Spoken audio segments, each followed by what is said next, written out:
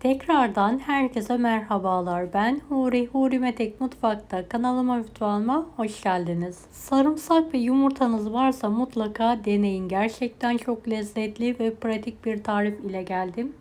Tarifimize hemen başlayalım. Bir baş ayıklanmış sarımsaklarım var. 2 adet yumurta.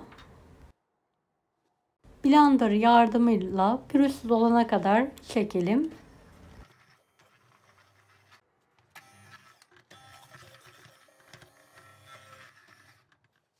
Toplamda 2,5 su bardağı su kullandım.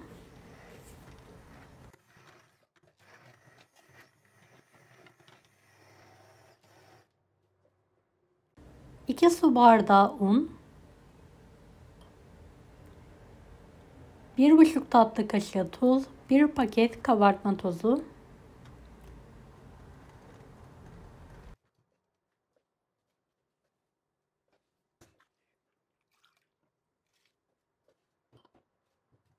tüm malzemeyi homojen olana kadar karıştıralım.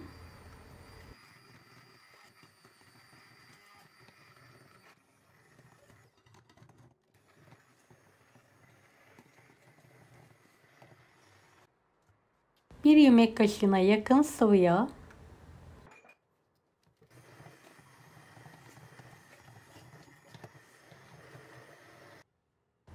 1 tutam maydanozu ince bir şekilde doğrayalım.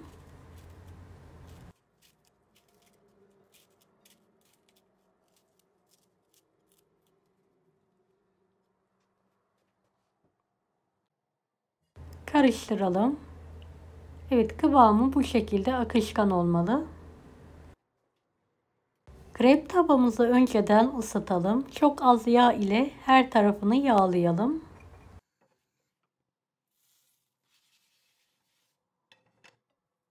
Hamurumuzu dökmeden önce karıştıralım.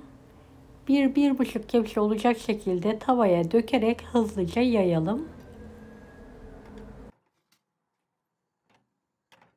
Yüksek ateşte pişirmeye bırakalım. Evet, krepimiz piştikten sonra ters çevirelim. Diğer tarafı da aynı şekilde pişirmeye devam edelim.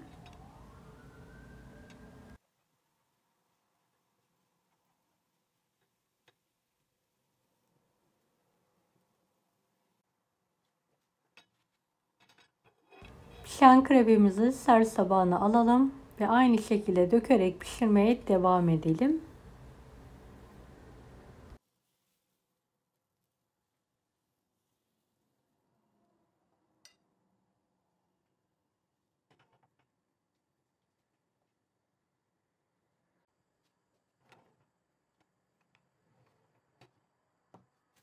Videomu izlerken buraya kadar geldiyseniz yorum kısmına herhangi bir emoji bırakırsanız bana destek olmak için sevinirim.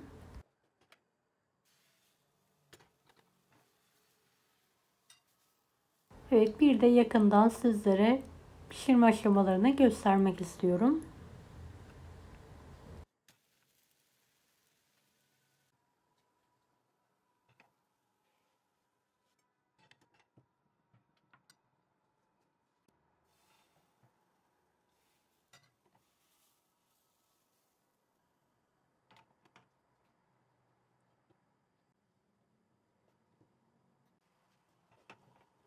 Evde sarımsağınız varsa mutlaka deneyin. Gerçekten güzel bir aroma ve lezzet veriyor.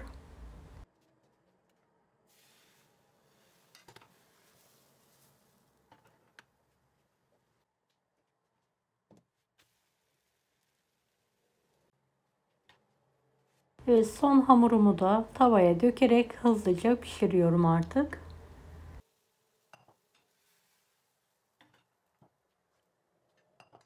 Günün her saatinde tüketebileceğiniz pratik ve lezzetli bir tarif. Denemenizi tavsiye ederim. Evet, kreplerimin hepsini pişirdim. Şöyle yakından sizlere göstermek istiyorum. Dilerseniz arasına peynir veya acuka sürerek tüketebilirsiniz veya sade olarak da yiyebilirsiniz. Deneyecek olanlara şimdiden kolaylıklar dilerim. Kanalıma ücretsiz abone olmayı unutmayın. Bir dahaki videolarda görüşmek üzere. Allah'a emanet olun. Hoşça kalın. Daha farklı tarifler için bunları da izlemeyi unutmayınız.